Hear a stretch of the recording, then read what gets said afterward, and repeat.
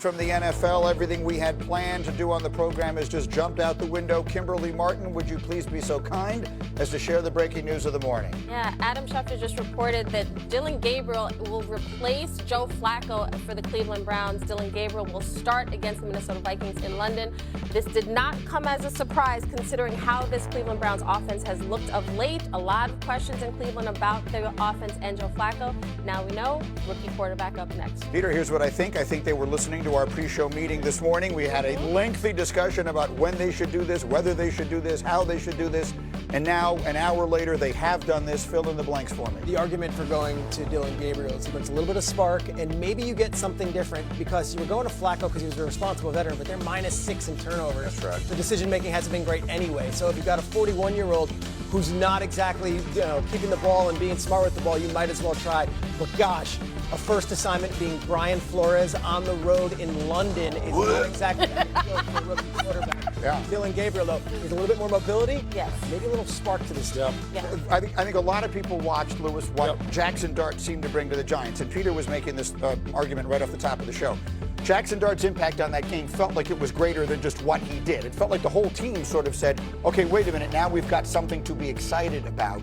Do you anticipate this having a similar impact on a Browns team that has, maybe championship is a strong word, they have as good a defense as just about anybody? And I think that's one of the keys right there. It's not just the effect that it's going to have on the offense. Look, the defense is going to look at this and go, hey, look, now we have a shot when we get 3 and outs. Maybe we can actually start moving the football a little bit. Maybe we can get a little bit of a break here. The wide receivers will start running routes a little bit differently. The offensive line starts blocking a little differently. That, it's an intangible thing as far as being motivated by the fact that there was a quarterback change, but it has real tangible effects on the field. Guys all of a sudden feel as though, maybe they need to level up their game a little bit to match what this young man's going to bring to the football field. Joe just looked like he didn't have any juice. He didn't look like someone who was really willing to stand in there and make the kind of plays and take the kind of punishment and be able to make the kind of unique off-schedule plays that I believe Dillon can make. You saw it in the preseason. Yes, it's a tough assignment. Brian Flores is going to go, hey, well, you know what? You see this book right here? I'm going to show you all of this. But that's fine. As you said, Nick, it's the NFL. This is what you sign up for.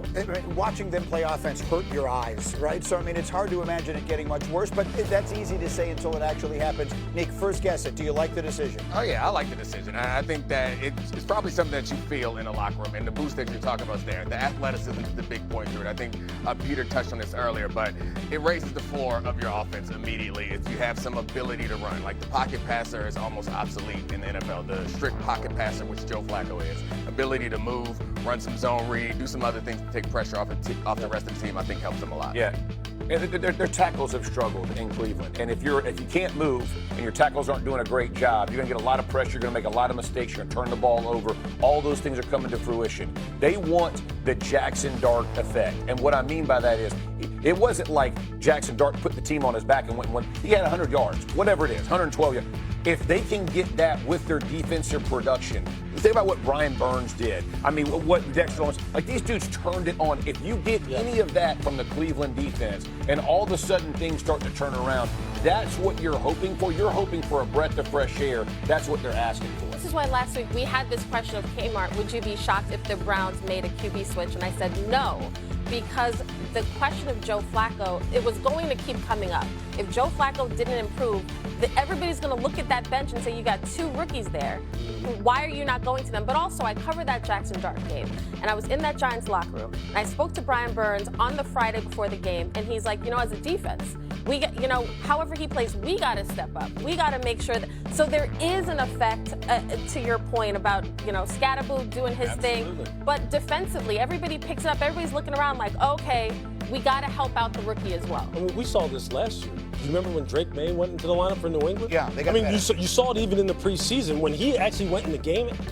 It's a real thing. I think how long will that juice, that spark last? Well, let me remind everyone of a few different circumstances with the Browns. They have 2 first-round picks in the upcoming draft, which, generally speaking, looks to be quarterback rich. Now, a lot of the quarterbacks that we like in it have not played so well so far in September. We're going to get into that with Jordan Rodgers in a minute. But the point I'm making is it is incumbent upon the Browns to figure out if they have something in Dillon Gabriel and or if they have something in Shedeur Sanders by the end of this season, because they have an opportunity, we would think, next year to make an aggressive move for a quarterback if they want to. That's the real answer to the test, right? Is do we have him in our building? If we have him in our building, let's go. But you got to give the guys opportunity to know if you got him in the building. It's hard to know whether you do or not. I mean, you could look at Baker Mayfield and say they drafted him number 1 overall and they had him in the building and they let him go. So we'll see. The Browns. That is the problem with the Browns. That you see Baker go off elsewhere to multiple teams and still be the kind of quarterback who you think can win you a championship. Why didn't it work? With all the quarterbacks that Cleveland has had, why hasn't it worked? And one thing, I don't know if we know the answer to this yet, but maybe we can find it out. Is Flacco the backup or is Shedeur the backup? No, I would assume it's Flacco still. I would too, but the Shedeur Sanders part of this. Shedeur Sanders has been a major story. This door will revolve. It's not like Dillon Gabriel. Right. I mean, he might be. Shedeur will get a chance if he just hangs in the pocket, and his opportunity will come if the Browns continue to struggle. Well, it's also who is number 2 is relevant because, as the same thing we said about Jackson Dart of New York, the fact that he was number 2 instead of Jameis Winston, these guys are 1 hit away from going into the game. So my question is, if that hit happens on Sunday in London, is it Shedeur or is it Flacco who comes in the game? I would think right now it's Flacco, but I think for sure if you're Shedeur right now, here's your opportunity. Yeah. Here's your opportunity to get more reps because now truly, but they don't want to go back to Joe Flacco. Right. You don't take him out because you want to go back to him at some point in time. If you're Shedeur Sanders right now, though, whatever you're doing, I'm taking it up a whole nother level because Dillon is not promised to stay in there.